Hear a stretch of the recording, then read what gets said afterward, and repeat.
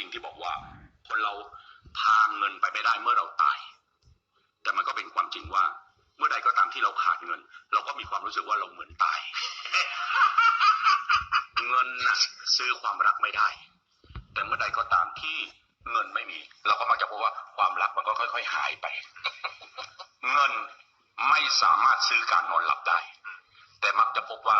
เมื่อใดที่เราไม่มีเงินเรามักจะนอนไม่หลับเงิน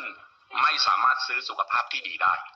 แต่เราก็มักจะพบว่าสุขภาพที่ดีมักจะต้องมีการจ่ายเงินเงินมันทำให้คนโง่ดูเหมือนคนฉลาดเพราะเขารู้สึกว่าเขามีเงินแต่เมื่อใดก็ตามที่คนฉลาด